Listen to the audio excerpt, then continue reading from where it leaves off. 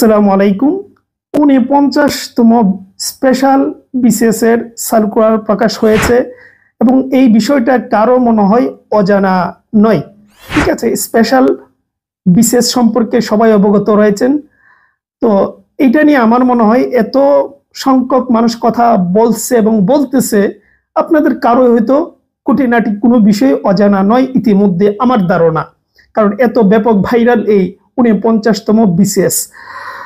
তো এই ৪৯তম বিসিএস এর আমি স্বাভাবিক কিছু সুবিধার কথা বলি, যেগুলো চোখে পড়ার মতন, একদম নিরেট সাদা সিধা সুযোগ সুবিধা। প্রথমে যেটা আমি শুরুতে বললাম, সাদা সিধা সুবিধা, আপনি কেন ৪৯তমতে করবেন? প্রথমত ম্যাথ নেই।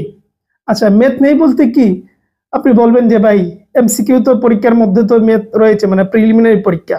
আচ্ছা, যেহেতু এই পরীক্ষাটা লিখিত পরীক্ষা হবে না, এটা যে কি পরিমাণ একটা প্যারামুক্ত, আমরা যারা এই যে এখনো তো ৪৬তম লিখিত পরীক্ষা চলতেছে, কি প্যারা যে আসি, বা যারা দিচ্ছে আরো বা ভবিষ্যতে দেবেন, লিখিত পরীক্ষার কি প্যারা সেটা মুখোমুখি হলে বুঝবেন। আর বিশেষ করে ম্যাথের কথা তো বলে শেষ করা যাবে না। সেই অর্থে এই ৪৯তমতে ম্যাথের মুখোমুখি হতে হবে না যারা ম্যাথে দুর্বল। ঠিক আছে, একেবারে হতে হবে না তা তো নয়, সেইটা আপনাকে প্রিলিমিনারিতে গাণিতিক ম্যাথে রয়েছে হচ্ছে 10, আর হচ্ছে আপনি মানসিক দক্ষতাতে 10। আচ্ছা, এই প্রিলিমিনারিতে আপনি একেবারে ম্যাথ টাচ না করেও অন্যান্য সাবজেক্ট যদি ভালো হয়, তাহলে আপনার ভালো মানে অ্যান্সার করা বা ভালো রেজাল্ট করার সুযোগ রয়েছে। আপনাকে ম্যাথে মার্ক তুলতে হবে এমন তো কোনো বাধ্যবাধকতা নেই, যেহেতু এটা লিখিত পরীক্ষা নয়। সুতরাং আপনি চাইলে ম্যাথ স্কিপ করেও অন্যান্য সাবজেক্টে জোর দিতে পারবেন। আমি বলতেছি যারা ম্যাথে একেবারে দুর্বল, কারণ আমি জানি লিখিত পরীক্ষার ক্ষেত্রে কত সংখ্যক মানুষ শুধুমাত্র ম্যাথে ধরা খায়। সুতরাং সেই অর্থে এখানে ম্যাথ নেই, আপনি চাইলে স্কিপ করতে পারবেন। এটা বিশাল অপরচুনিটি, বিশাল বলতে বিশাল। ২ নম্বর যে অপরচুনিটি, এই মানে বিসিএসটা টোটালি মুখস্থ নির্ভর একটা বিসিএস। কেন আমি একটু ক্লিয়ার করে দিচ্ছি। শুরুতেই বলছিলাম যে সবাই খুঁটিনাটি জানেন, তাও বলছি কথার সুবিধার্থে। ১০০ নম্বরে হবে এমসিকিউ, সাধারণ যত বিষয় রয়েছে সব সাধারণ সাবজেক্ট মিলিয়ে হচ্ছে ১০০ এমসিকিউ নাম্বার, আর ১০০ হচ্ছে সাবজেক্টিভ। যেহেতু শিক্ষক নিবে, আপনি যে শিক্ষক, আপনার যে সাবজেক্ট, ওই সাবজেক্টের উপর আরো ১০০ নাম্বার, তাহলে ২০০ নাম্বার। সাধারণ জ্ঞানে ১০০ নাম্বার যদি বলেন, এটা তো টোটালি মুখস্থ, টোটালি বলতে টোটালি।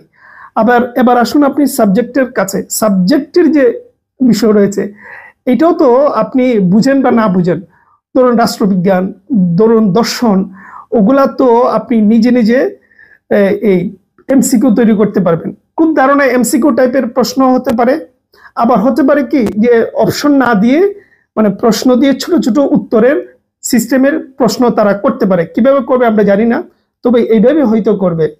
প্রশ্ন দিবে, দিয়ে ছোট ছোট উত্তর নেবে, হয়তো অপশন দেবে না, যেরকম এমসিকিউ 4টা অপশন দেয়, হয়তো ওইভাবে দেবে না। তাহলে এই বাকি যে সাবজেক্টিভ যে ১০০ নাম্বার, এই ১০০ নাম্বারের তো টোটালি আপনার মুখস্থ, টোটালি বলতে টোটালি আপনার মুখস্থ। তাহলে আপনি হয়তো অনেক পড়াশোনা জানেন না, অনেক কিছু জানেন না, কিন্তু এই সার্কুলারটা দেওয়ার পর আপনি মাথা বেঁধে লেগে পড়লেন এবং মুখস্থ যে শক্তিটা আপনার ভেতরে আছে সেটা পুরোটা ঢেলে দিলেন। তাতে কি হবে, এই বিসিএস যা শুনতেছি আজকে প্রথম আলোতে, কালকেও বোধহয় দেখলাম যে ডিসেম্বরের ভেতরে এই সার্কুলার শেষ করে আপনাকে তারপরে মানে পোস্টিং দেওয়া শুরু করে দিবে। তাহলে এভারেজে ৪-৫ মাস ৬ মাসের ভেতরে আপনি ক্যাডার, মানে মুখস্থ শক্তিটা কাজে লাগিয়ে মিরাক্কেল একটা ঘটনা আপনি ঘটিয়ে ফেলবেন। যেই মানুষটাকে কয়েকদিন আগে মানুষ চিনত না, আপনাকে একটি অফিস সহায়কে চাকরি পাওয়ার যোগ্যতা হয়তো অনেকে মনে করতে আপনার ছিল না, কিন্তু আপনি মুখস্থ শক্তিটাকে কাজে লাগিয়ে এইবার কিন্তু ক্যাডার হয়ে যেতে পারবেন। এটা সাধারণ বিষয় নয় ভাই। সুতরাং এটা বিশাল বলতে বিশাল। আমার মনে হয় ৪৯তম বিসিএস এ এই অ্যাপ্লাই করা উচিত, কারণ এরকম বিশেষ বিসিএস বারবার আসবে না, আসেও না, দীর্ঘদিন পর আসছে। সুতরাং এই সুযোগটা কাজে লাগানোর চেষ্টা করুন ভাই। লিখিত পরীক্ষা নাই, এর চেয়ে বড় সুবিধা আপনার আর কি দরকার? আপনি লিখিত পরীক্ষা পাচ্ছেন না, তারপরে এত দ্রুত সময়ের ভেতর আপনি ক্যাডার হবেন যে আপনি নিজেও চিন্তা করতে পারতেছেন। আপনার স্বপ্নের মতন যারা এই ক্যাডার হবে এই 49তম, স্বপ্নের মতন, কারণ কয়েক মাস আগেও সে হয়তো একেবারেই ওই যেটা একটু আগে বললাম কেউ চিনতো না তারে, কিন্তু ওই 6 মাস পর তারা ক্যাডার বলবে, এরকম একটা বিষয়। সুতরাং এই সুবিধাটা নেন, ঠিক আছে? ভালো থাকবেন, সুস্থ থাকবেন।